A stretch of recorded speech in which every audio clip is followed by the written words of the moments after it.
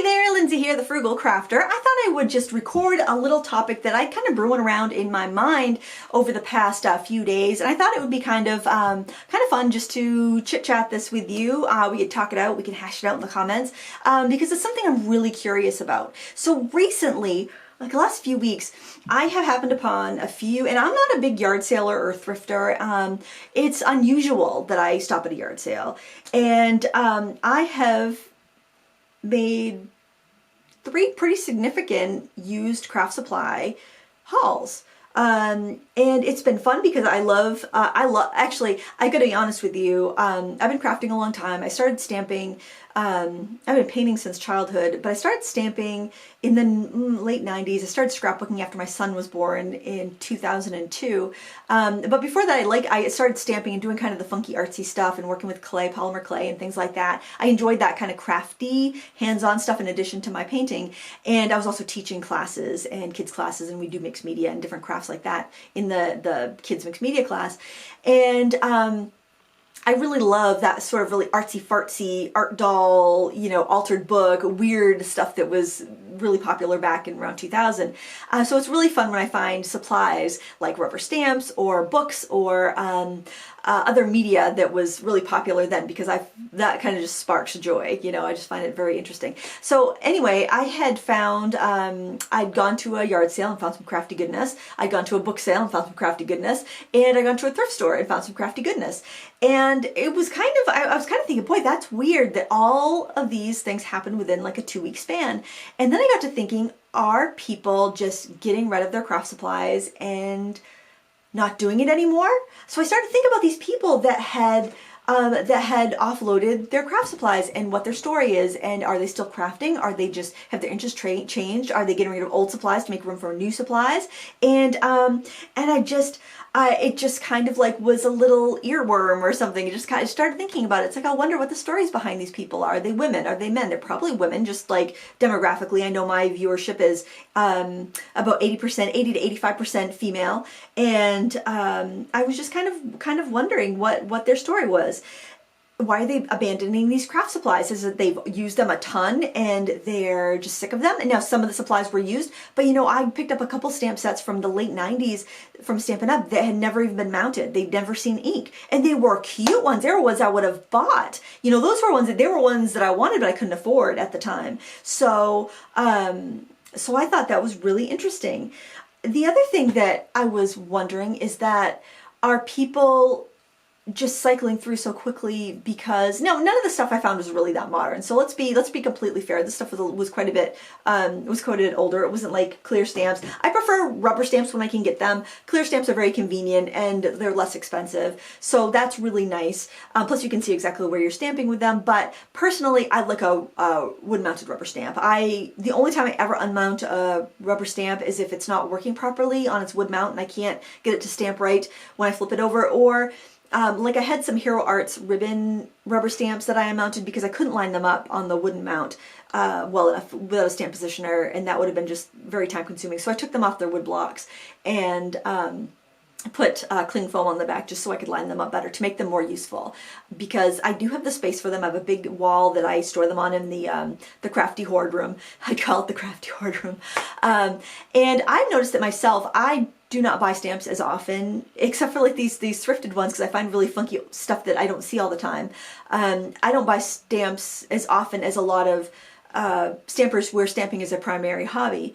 But I also see that, like, when I'm looking around online, I belong to a couple of stamp groups on Facebook. It's nice to see what people are making. I see a lot of like destashing, and a lot of times they're not allowed to post those things. So there's actually, and I don't belong to any of these groups because I know it would spell trouble for me. There's groups that are just for destashing supplies, and there's nothing wrong with that. I think if you're not going to use it and you want to sell it on to somebody else who will use it, I think that's great, because I think that we really need to embrace the secondhand market for art and craft supplies, because you might try something out, it might not be for you, but if you can give it or sell it to somebody who could really use it, they can save some money, you get some space back and some of your money back, and that thing does not get thrown away. It doesn't get sitting collecting dust on a shelf. It actually gets used, and that's really a win-win situation for everybody. So that doesn't bother me at all. I think people passing it along to somebody else, that's a good thing. If it gets used, it's a good thing. But what does kind of bother me is the constant churn. And I was watching a video about fast fashion today, and they were showing how like the old life cycle of clothes, or the old like how clothes were released. There would be a spring summer line, and then there'd be a winter line. Then the next year would be a spring summer line, and there'd be a winter line, and there really was an overlap. There were two seasons a year, and you would buy what you wanted for your spring and summer wardrobe, and then you buy what you wanted for the winter wardrobe, and the things that held up, that looked good, that still fit, you carry on to the next year and everything. And then they were showing the fast fashion cycle, like say the store Shein, where they had, I think it was like they had 52 cycles, 2-week cycles, and they overlapped and overlapped and overlapped and overlapped. Or maybe it was 26, but still, it wasn't 2, it was a lot. And they were talking about TikTok, which I'm not on TikTok, but they were talking about like the TikTok fashion influencers, how they would show an outfit, and they would show a haul, and they would have like a ton of stuff they were opening up, and the clothes were very inexpensive from like Shein and other fast fashion retailers. Still, they were spending a lot of money.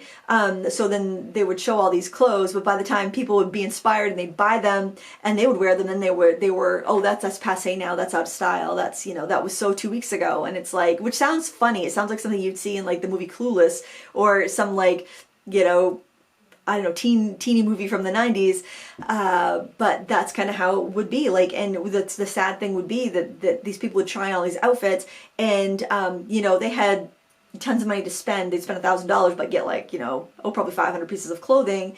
And then the people that follow them, who were on a much lower budget, would save up, or they'd buy a couple pieces they really liked, and they'd get them, and then they'd be hearing that it's out of style now, which just breaks my heart, because that's probably the only money they had to spend on their outfits. And then that they got the people they really look up to roasting those clothes now that they're a couple weeks old.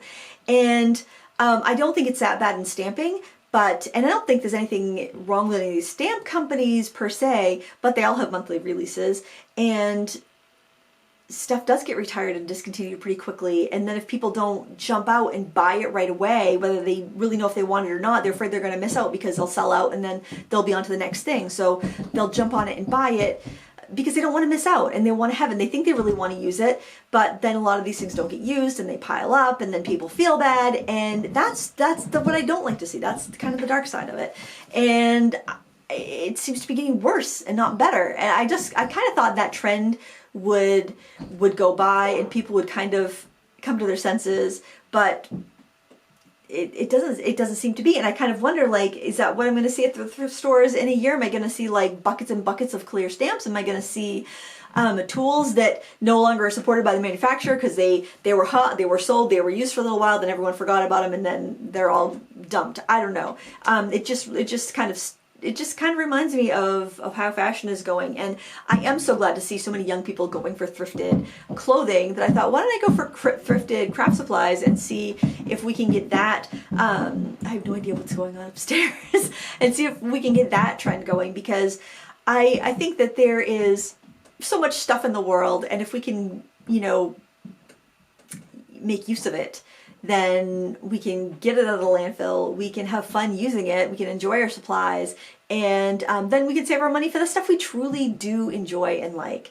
I don't want to see stamp companies go out of business, but I also don't want to see people broke. I don't want to see people feel ashamed of their hobby. And I like the older supplies. I don't know about you. Let me know what you think in the comments below. I don't think any like stamp companies are trying to take advantage of people.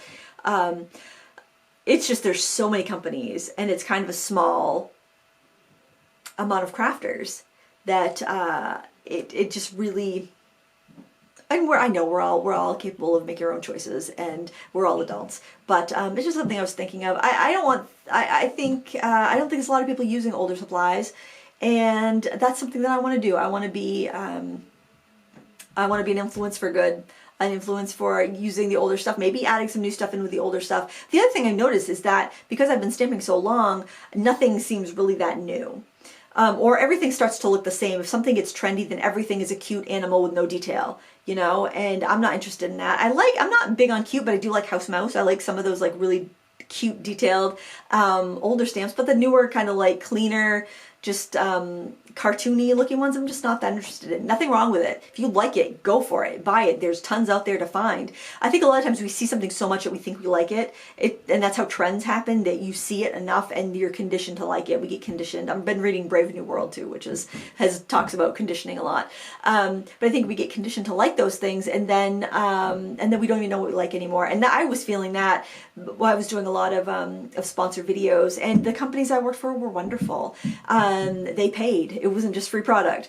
But I definitely kind of felt like I don't even know what I like anymore. I'm using this because I have to as part of a contract, but I was like, do I even like this? Am I just using it to use it? Am I just using it because I'm being paid, or do I actually like this? And when I got to the point where I'm like, I don't even know what I like anymore, I knew it was time to step back and reevaluate. And that was I haven't done any sponsored videos for like 8 months since last year, since 2020, because it's like I wasn't trusting my own judgment. I wasn't trusting myself. And yeah, I do product reviews and stuff like that, but I hope nobody ever feels pressured to purchase anything, because that's definitely not my intention. It's kind of to weed out the crap.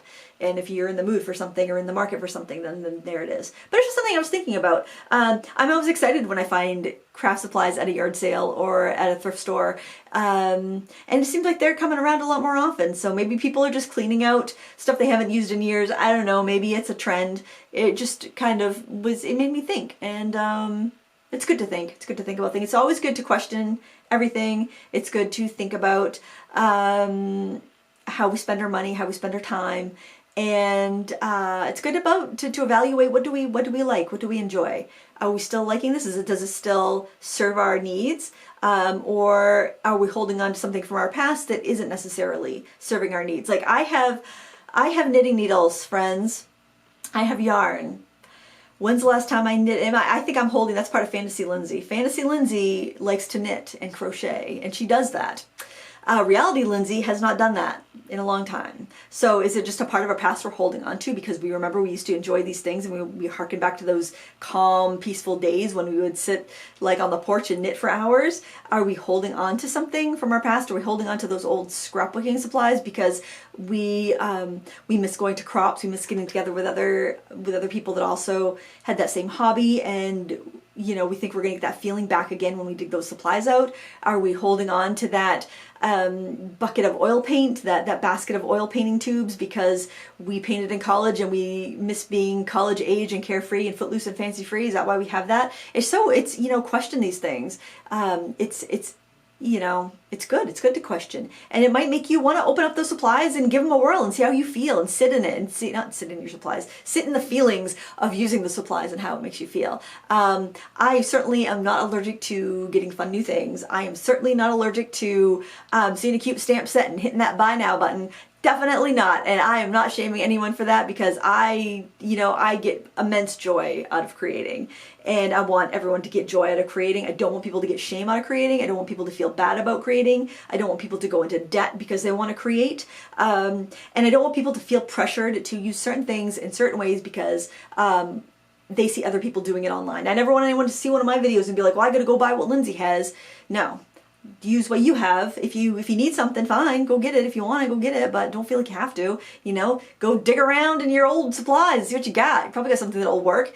Substitute. It's how I cook. I'm sure you do too. We'll do that in the craft room. Play in the craft room like you do in the kitchen. Don't worry about it. Have fun. And if you got something to add to the dialogue, share it in the comments below. I'm sure some people would be like, Lindsay, you're a hypocrite. You shouldn't be talking about that. Or what are you saying? You're going to ruin the stamping industry. No. Well, you could say that if you want. You can say whatever you want. It's free country. Comments are down below. If it's real nasty, I might delete it. But but I don't think any of you guys are nasty people. But anyway, that's all I had for today. This will probably... I'll probably put this up sometime when I don't have a stat chat filmed. I don't know. And if that's the case, have a great weekend. I don't know. That's all for today. It was just kind of something I was thinking about. I might never post it. And in that case, you would not have heard this, and there was no point explaining it. I don't know. Guys, Have a great day. Happy crafting. Until next time. I already said happy crafting. I don't know. What is life? What do I say? Bye.